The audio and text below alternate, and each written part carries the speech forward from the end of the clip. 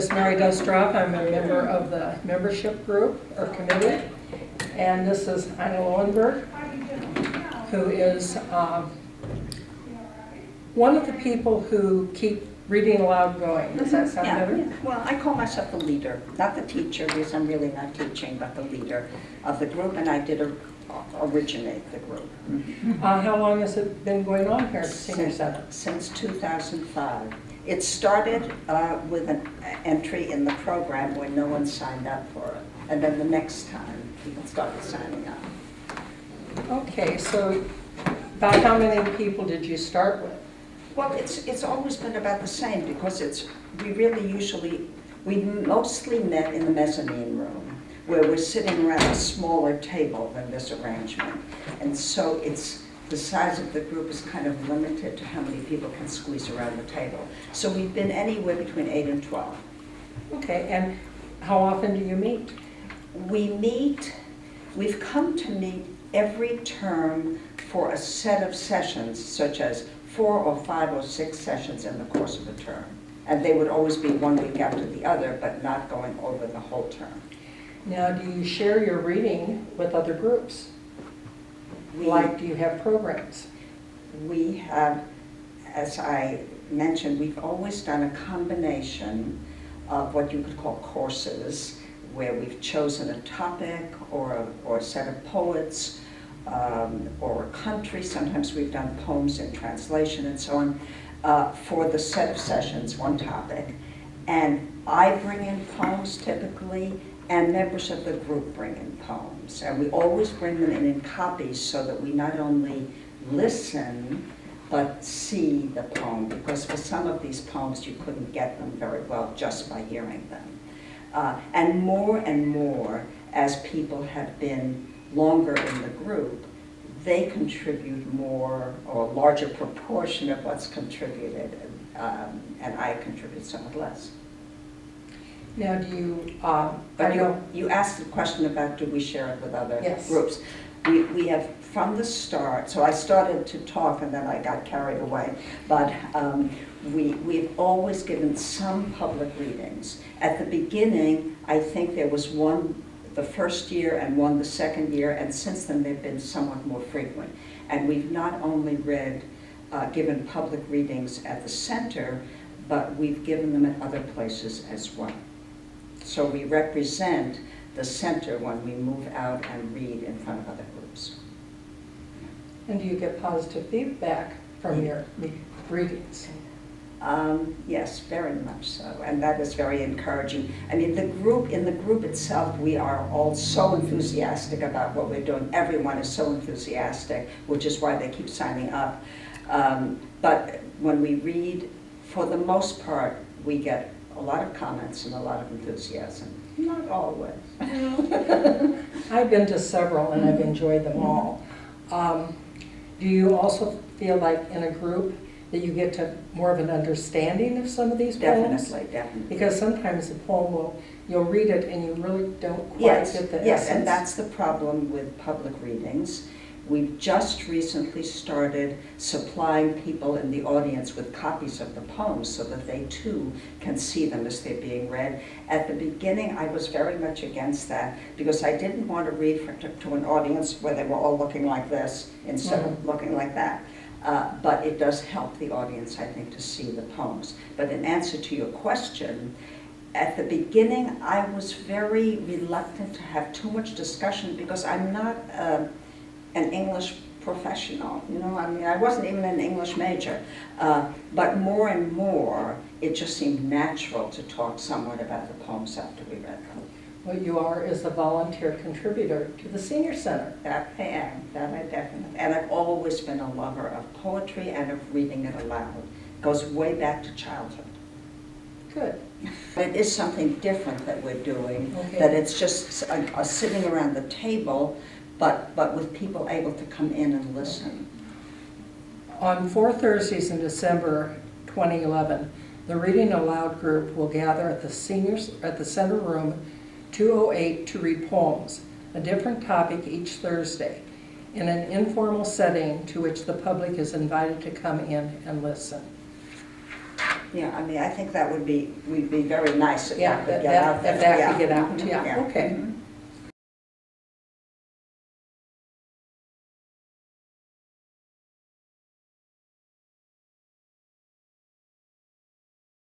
Blessed Day by Philip Levine. First with a glass of water, tasting of iron, and then with more and colder water over his head, he gasps himself awake. He hears the cheep of winter birds searching the snow for crumbs of garbage, and knows exactly how much light and how much darkness is there before the dawn. Gray and weak, slips between the buildings, closing the door behind him. He thinks of places he has never seen but heard about. Of the great desert his father said was like no sea he had ever crossed, and how at dusk or dawn it held all the shades of red and blue in its merging shadows. And though his life was then a prison, he had come to live for these suspended moments. Waiting at the corner, he feels the cold at his back and stamps himself awake again. 7 miles from the frozen, narrow river. Even before he looks, he knows the faces on the bus. Some going to work and some coming back, but each sealed in its hunger for a different life, a lost life. Where he's going or who he is, he doesn't ask himself. He doesn't know and doesn't know it matters.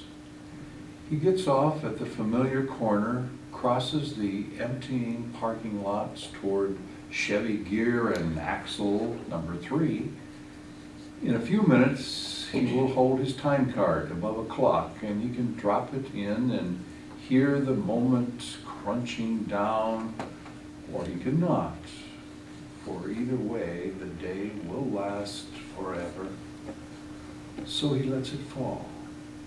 If he feels the elusive calm his father spoke of and searched for all his short life, there's no way of telling, for now he's laughing among them, older men and kids.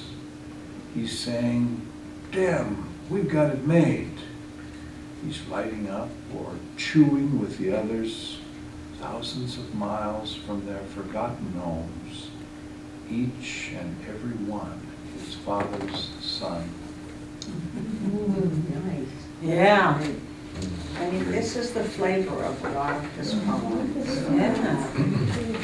I think the ending is a tiny bit sentimental, given what Yeah. you've had before. But as a description of getting up in the morning in the dark and going to work, I think it's, what do you think, Rob? I think that the first side needs some more punctuation. Well, you read no punctuation You did. before. Maybe this is a qualification now for being a laureate. That you don't punctuate. It's true, but, Yeah, I guess he often doesn't. I mean, he's not totally without it. no. But, yeah. Okay. Carrie, do you want to do the next one, coming home from the post office? Coming home from the post office. On Sunday night, we would see the women returning from an evening with God, their faces glowing with faith and the hard sweat of their faith. They would sing separately or together, and when the bus stopped and one got carefully off, the sisters would shout news of the good days ahead and the joys of handmaidenship. I remember an evening in April when I passed in and out of sleep, and the woman who stood above me stared into my eyes as though searching for a sign that might bring light softly falling among the dark houses we stuttered by. Stuttered by. When I closed my eyes, I saw cards, letters, small packages, each bearing a particular name and some burden of grief or tidings of loss. Names like my own passed moment by moment into the gray sacks that slumped open-mouthed. On strong legs she stood easily, swaying from side to side.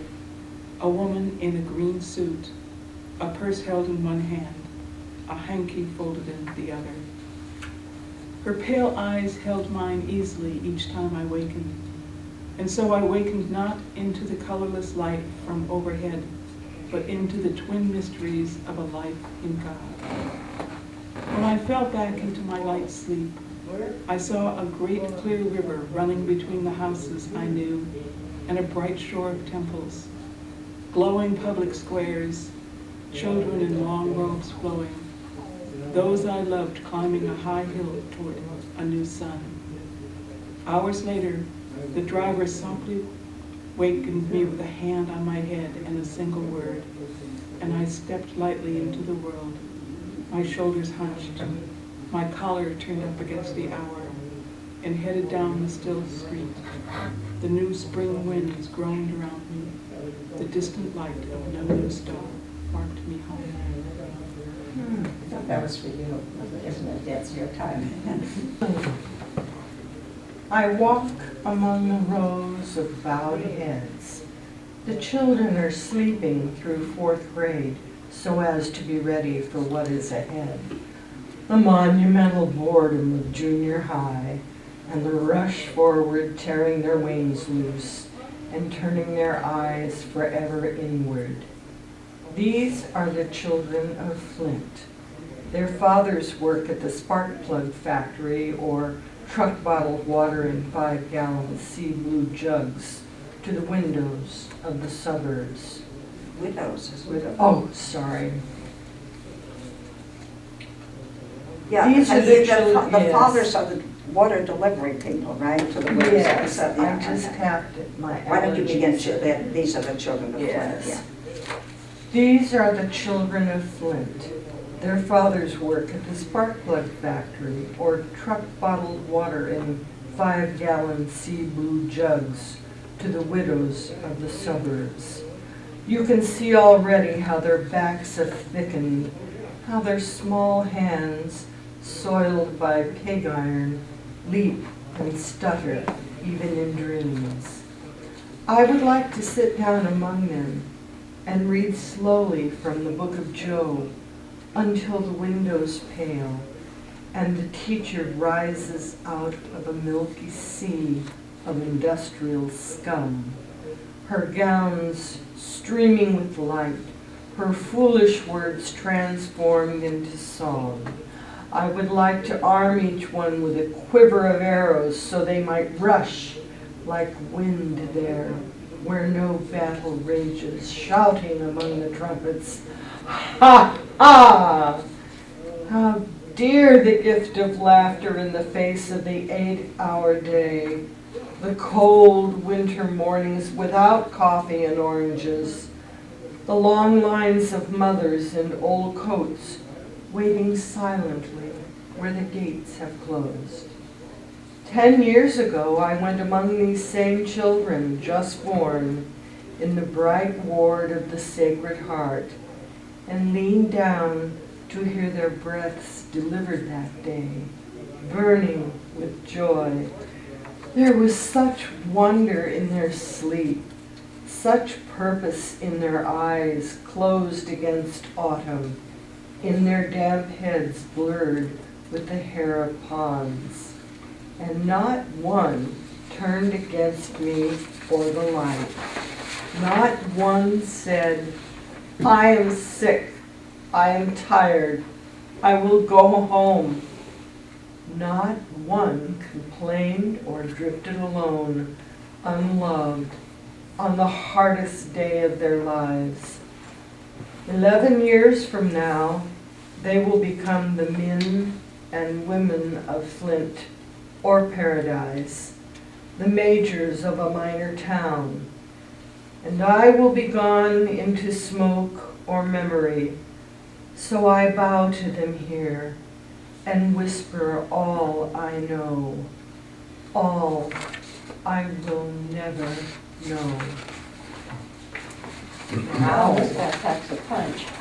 They do. I can't figure out why the book of Job would be so appropriate. It's a little on the discouraging side, but there is discouragement in here, yeah.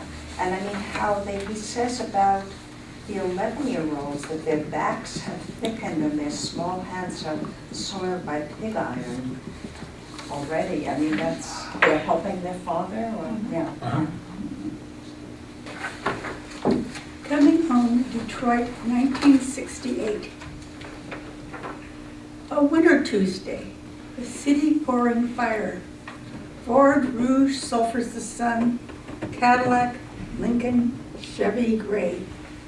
The fat stacks of breweries hold their tongues. Rags, papers, hands, the stems of birches dirtied with words. Near the freeway, you stop and wonder what came off. Recall the snowstorm where you lost it all. The wolverine, the northern bear, the wolf caught out, ice and steel raining from the foundries in a shower of human breath. On sleds in the fall sun, the new material rests. One brown child stares and stares into your frozen eyes until the light changes and you go forward to work. The charred faces, the eyes boarded up, the rubble of innards, the cry of wet smoke hanging in your throat. The twisted river stopped at the color of iron. We burn this city every day. This is a still darker one. It is. Yeah, and that one really resonates with me. Yeah, yeah. We're Not talking so most about much- foundries, Not right? so much Detroit, but when I was a little kid, Yes. my grandmother's home was in a town that had an American Crayon Company factory that is now shuttered and boarded up. And the fire truck went But past did her this house already every day. start in Detroit as by 1968? That they, yeah. Oh, yeah. Mhm. Yeah. And this one is a little hard to get at. So he's in a car, right? He's in a car, he sees a child, but the child is on a sled. The sled is material from the factory, isn't it? Yeah. So the child is just standing there. But then, my goodness, the ending, wow. And I think that's a very good last line. Okay, now really that's something else. Even the river browns. Judith? At the Fillmore? At the Fillmore. The music was going on. The soldier paced outside, his shoes slowly filling with rain. Morning would walk early over the wards of the wounded, row after row of small white faces dragged back. She dozed in the ladies, wondering should she return. This warmth, like the flush of juice of the painted stem of the flower, she'd known before, and its aftermath, seeing the sisters and the promises again. The music was going on, a distant pulsing only from the wilderness of strobes. He climbed back up the crowded stairs, cloaked in a halo of rain, and no one noticed or called. Nor were those the waters of the heart she heard rushing in the booth beside her. She stubbed her cigarette and rose. The music was going on, gathering under the turning lights, mounting in the emptying hall toward the end. They stood blinded a moment, and then she offered herself to his arms and opened her arms to him, both of them smiling as they claimed the other and whatever else was theirs. Now, what do you think it does to divide this poem into little 3-line sections that do not stop at the end of each section? Almost, some stop, but most of them. What does it do? Well, it clearly segments things, but I'm not sure I Yeah, it doesn't understand. segment the sense of it really. No. But It's it a gives it counterpoint. rhythm. I think it doesn't. I think it causes you to pay more attention to it. It somehow is more freighted with meaning because it is broken into these Right. pieces. And, you know, his shoes slowly filling with rain kind of emphasizes that it's raining. And what do you make, she dozed in the ladies, so she's sitting in a book in the ladies' room, right, a stall. The warmth like the flush of juice up the pale stem of the flower, she'd known before and is aftermath. Seeing the sisters and the promises again. She got pregnant, right? She did. Yeah, She had and an she's abortion. pregnant again. Yeah, Yes. yeah. Snow. Today the snow is drifting on Belle Isle, and the ducks are searching for some opening to the filthy waters of their river. On Grand River Avenue, which is not in Venice but in Detroit, Michigan, the traffic has slowed to a standstill, and yet a sober man has hit a parked car and swears to the police he was not guilty.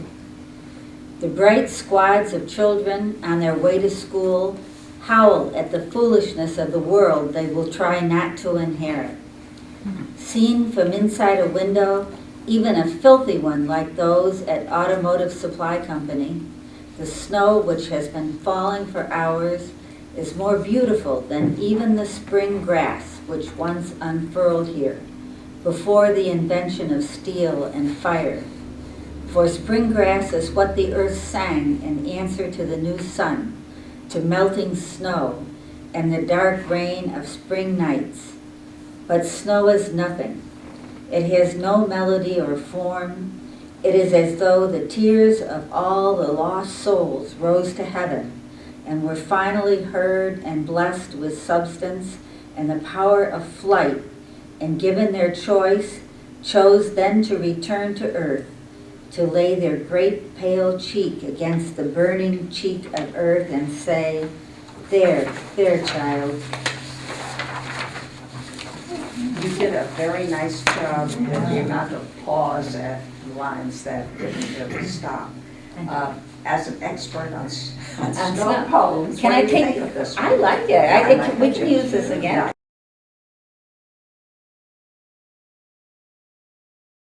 You know, he's more like a painter in some ways than a poet. Yeah, very, very descriptive. Okay, I'll read right on. Darkness gathering in the branches of the elm, the car lights going home. Someone's beautiful Polish daughter with a worn basket of spotted eggs, an elbow of cabbage, carrots, leaves, chicken claws scratching the air. She comes up the cracked walk to the stairway of shadows and lost dolls and lost breath. Beautiful Polish daughter with hands as round and white as buns. Daughter of no lights in the kitchen, no one sits on the sofa, no one dreams in the tub. She in her empty room in heaven, unpacking the basket piece by piece on the silent enamel table, with a little word for each, a curse for the bad back and the black radish, and 3 quick spits for the pot. That's a superstition. If there was something good, you would look so that the evil eye wouldn't do. Yeah, so that's what it's definitely a superstition. I'm sure it's not only a Jewish superstition, but it is one. You know, I think this is lovely. But I mean, it's interesting that he identifies her only as Polish, but pretty clearly. There's quite a Polish community in Detroit. There has been, because at one time we had a young woman who lived with us who was from Poland. She came over with her sister and 2 of her brothers, and she had been in concentration camps during World War II. And so her big dream was to marry a man with a red convertible. This is what Teresa wanted. And so she she and her family ended up moving to Detroit. Uh-huh. And the people who With the had- red convertibles. Yeah, well, where the people who had sponsored them to come to the United States went to visit them up there, Yeah. and they came over to visit and see us afterwards, and they said, Teresa is married, the man has a red convertible, and she no longer speaks English, just Polish. Oh, oh. So, yeah. My brother comes home from work and climbs the stairs to our room. I can hear the bed groan and his shoes drop one by one. "You can have it," he says. The moonlight streams in the window and his unshaven face is whitened like the face of the moon. He will sleep long after noon and waken to find me gone. 30 years will pass before I remember that moment when suddenly I knew each man has one brother who dies when he sleeps and sleeps when he rises to face this life. And together they are the only one man sharing And a- that together they are on. and that together they are only one man, sharing a heart that always labors, hands yellowed and cracked, a mouth that gasps for breath and asks, "Am I going to make it?" All night at the ice plant, he had fed the chute its silvery blocks. And then I stacked cases of orange soda for the children of Kentucky, one gray boxcar at a time, with always 2 more waiting. We were 20 for such a short time, and always in the wrong clothes, crusted with dirt and sweat. I think now we were never 20.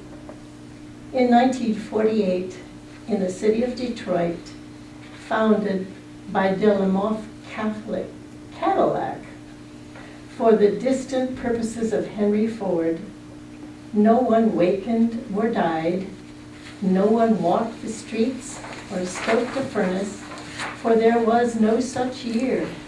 And now that year has fallen off all the old newspapers, calendars, doctor's appointments, bonds, wedding certificates, driver's licenses. The city slept.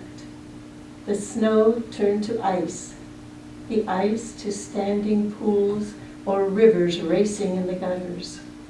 Then bright grass rose between the thousands of cracked squares, and that grass died. I give you back 1948. I give you all the years from then to the coming one. Give me back the moon with its frail light falling across a face. Give me back my young brother, hard and furious, with wide shoulders and a curse for God, and burning eyes that look upon all creation and say, "You can have it."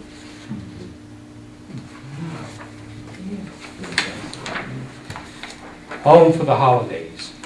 Does anyone give a shit? Not I, said the little brown mouse. And so to bed, said Mother. And no one was listening. But no one was listening.